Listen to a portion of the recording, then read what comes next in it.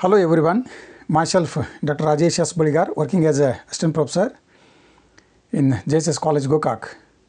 Well, in the last video I have discussed about Rutherford nuclear model with respect to atomic structure, and in this video I would like to go through Bohr's atomic theory, that is Bohr's model of the atom. Niels Bohr, a Danish physicist, proposed his theory about atomic structure in 1913.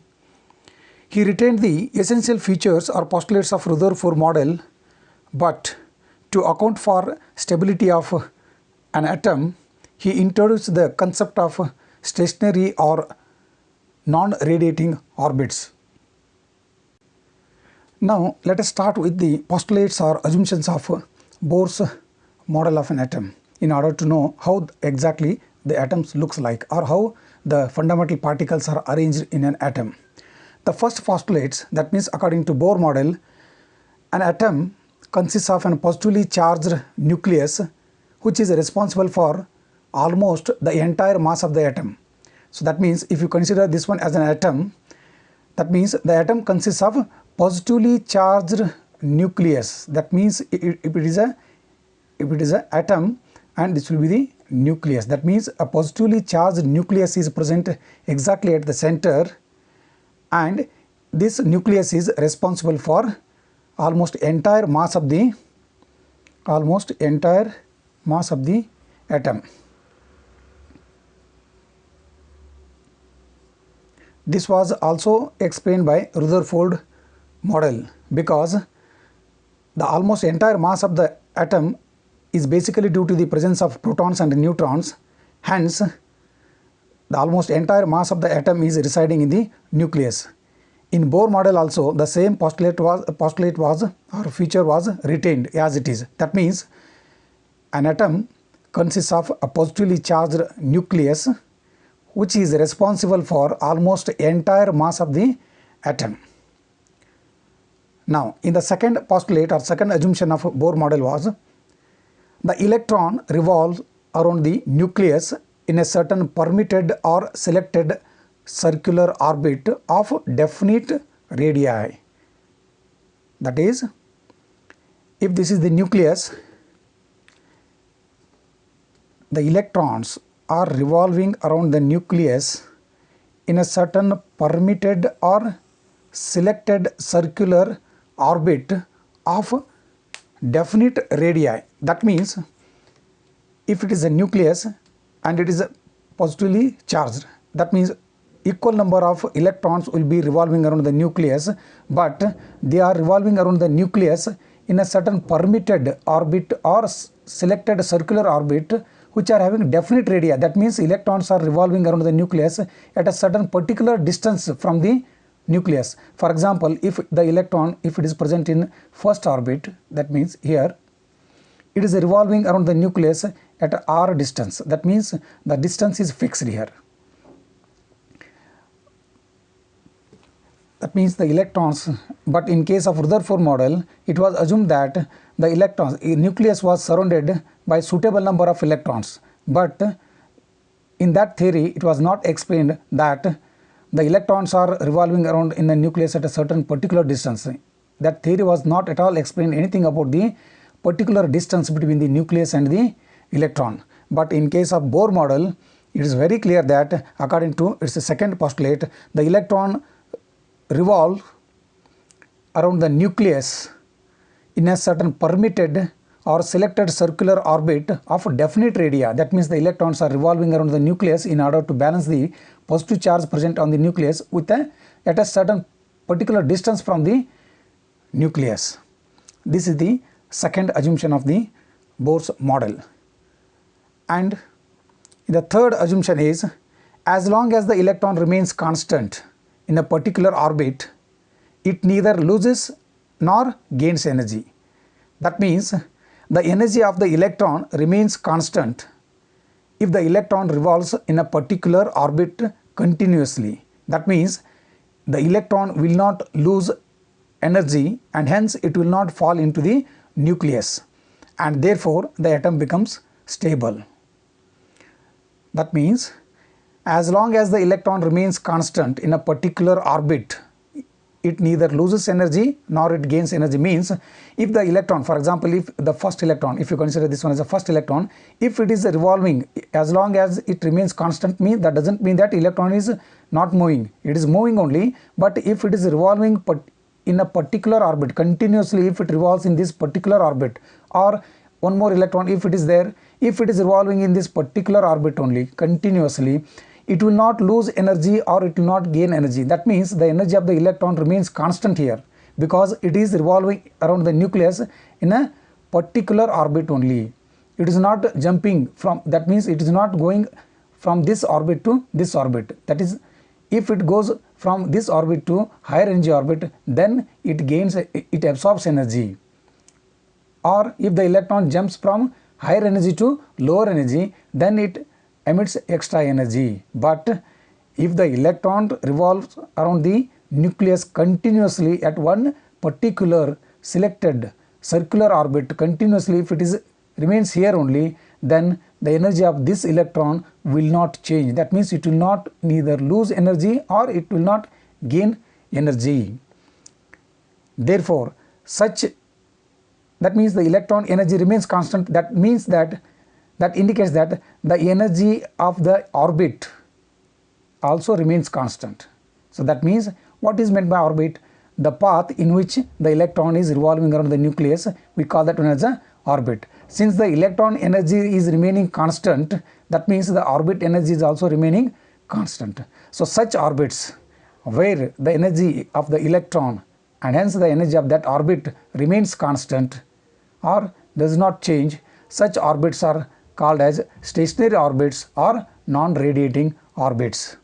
So that means, according to Bohr model, if the electron revolves in a particular orbit continuously, it will not lose energy.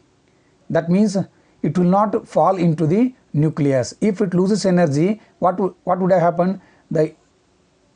At one stage it will come and it will fall into the nucleus. But this will not happen, because the electron is revolving around the nucleus in a certain particular orbit. As long as this electron remains here only in a particular orbit, it will not lose energy. Therefore, its energy remains constant. Therefore, it will not fall into the nucleus. This is how the atom becomes stable. Thus, the Bohr overcame the Rutherford difficulty to account for the stability of the atom.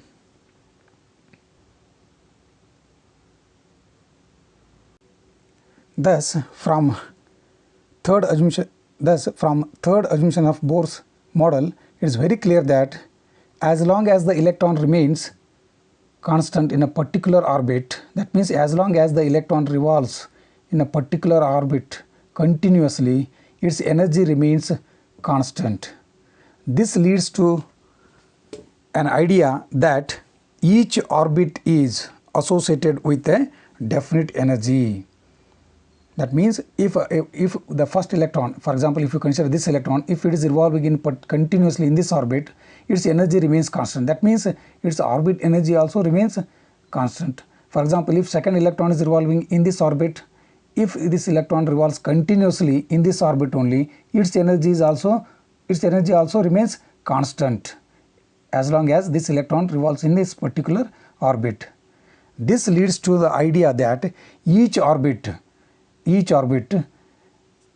is associated with definite energy, that is with definite whole number of quanta of energy, that is with definite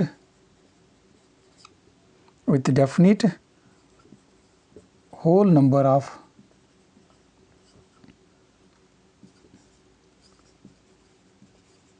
quanta of energy.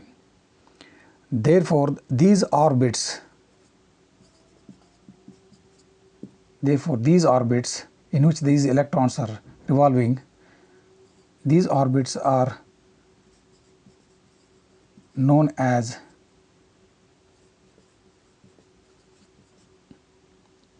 energy levels or cells.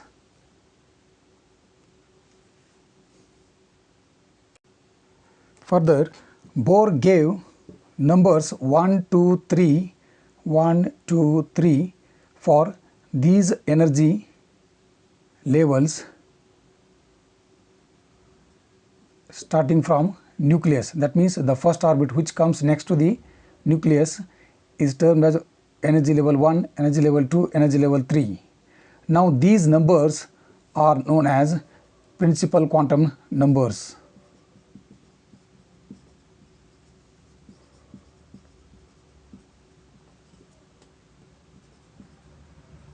Principal quantum numbers, and these numbers are also designated as letters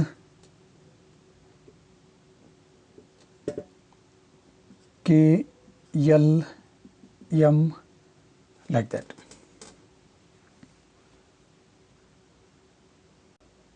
Now, as the distance between the nucleus and the orbit increases, like this one, as the distance between the nucleus and the orbit increases, as the distance between the nucleus and the orbit increases, the energy associated with that orbit also increases. For example, the distance between the nucleus and the first orbit, if this orbit is associated with energy and that energy is less when compared to the second orbit, and which in turn is less associated with energy when compared to the third orbit. That means as the distance between the nucleus and the orbit increases, the energy associated with that orbit also increases. That means as you move from energy level 1, 2, 3 from the nucleus, the energy of the third orbit here, in this case energy of the third orbit is more when compared to energy of the second orbit, which in turn is more in energy when compared to energy associated with the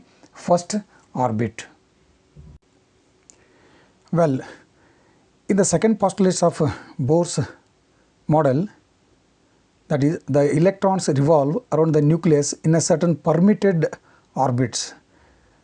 That means the electrons are revolving in a certain permitted orbits. Then the question comes, what are permitted orbits? So for this, Bohr model has given the answer in the form of in the fourth assumption. That means the permitted orbits are those orbits for which the angular momentum of an electron is an integral multiple of h over 2 pi, where h is the Planck's constant. So that means if you want to call the first orbit as it is a permitted orbit, or if you want to take call this one as a permitted orbit, only when we can call this one as a permitted orbit only when the electron, the angular momentum of an electron which is revolving in that particular orbit should be an integral multiple of h over 2 pi. It is an integral multiple of h over 2 pi. Then only we call that one as a permitted orbits.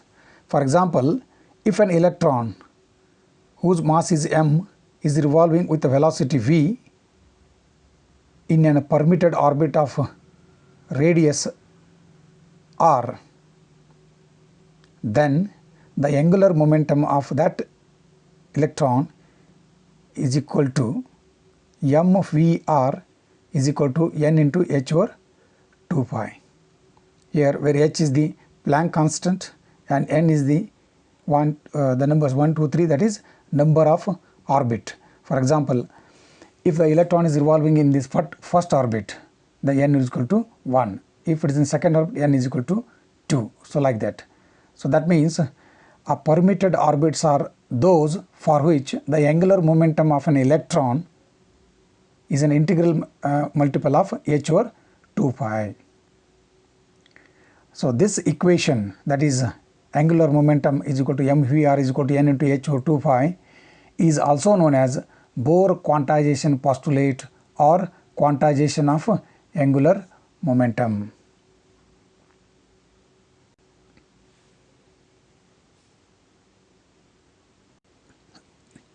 Thus, from this equation, it is clear that the angular momentum of an electron in an atom can have only definite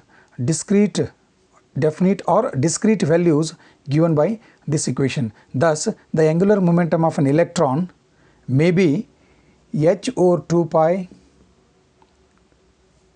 or simple whole number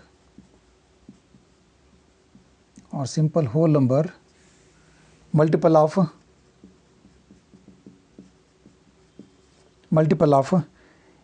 h or 2 phi, such as the angular momentum of an electron may be 2h or 2 phi or 3h or 2 phi or 4h or 2 phi, etc. That is up to nh or 2 pi. Now further, the energy is radiated when an electron jumps from higher energy orbit to lower energy orbit, and the energy is absorbed when an electron jumps from lower energy orbit to higher energy orbit. That means if the electron is present in, for example, if you consider in the third orbit, for example, if it is present here, if it jumps from higher energy orbit to, because as the distance between the nucleus and orbit increases, the energy also increases. That means the third orbit is having more energy when compared to second orbit. Now if the electron, if it is present in higher energy orbit, that is in third orbit, if it jumps to second orbit, in that case it will lose the energy. That means the energy is emitted or the energy is radiated when the electron jumps from higher energy to lower energy orbit. Now the question comes, in what condition the energy will be absorbed? When the electron, if it is present in lower energy orbit, and if it jumps to higher energy orbit, in that case it will absorb the energy. So therefore in the last postulate, according to Bohr model of an atom, the last postulate is very important. According to this one, the energy is emitted when an electron jumps from higher energy to lower energy orbital, and at the same time the energy will be absorbed if the electron jumps from lower energy orbital to lower energy orbit to higher energy orbit. For example, if EI and EF are the energies associated with the orbits of a principal quantum number Ni and Nf respectively, that means consider the third orbit as a EF, that means energy associated with this orbit, and EI, energy associated with the second orbit. Now if the electron from this orbit jumps to the lower energy orbit, then the frequency of radiation emitted is given by, that means when the electron jumps from higher energy orbit to lower energy orbit, the energy, the radiation is emitted.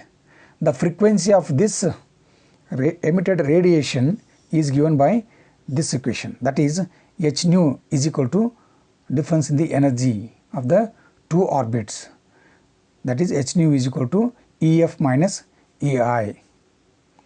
This equation is known as Bohr frequency condition. Thus, Bohr model of an atom has successfully explained the arrangement of three fundamental particles. If you see the summary of this Bohr model of an atom, according to Bohr model of an atom, the atom consists of a positively charged particle, a positively charged nucleus, which is responsible for almost entire mass of the atom, and the electrons are revolving around the nucleus in a certain permitted or selected circular orbit of definite radii, that is the second orbit, and as long as the electron remains constant in a particular orbit, the energy of that energy of that electron remains constant. That means neither it loses energy nor it gains energy. Now the question comes, the permitted orbits. The permitted orbits of the Bohr atom are those orbits for which an angular momentum of an electron is an integral multiple of h over 2 pi. From that equation, it is very clear that the angular momentum of an electron in an atom can have only a discrete or definite values.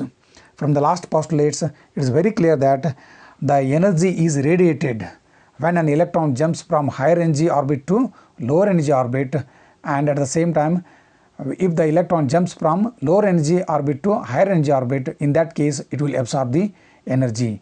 This equation, that is that the equation number 2, is known as Bohr frequency condition. Thus, if you compare both the theory, that means Rutherford atomic structure and Bohr atomic structure, the arrangement of fundamental particles looks like this one. In case of Rutherford model, this nucleus is surrounded by suitable number of electrons, whereas in case of Bohr model, the electrons are revolving around the nucleus at a certain distance from the nucleus, that means with a definite radii.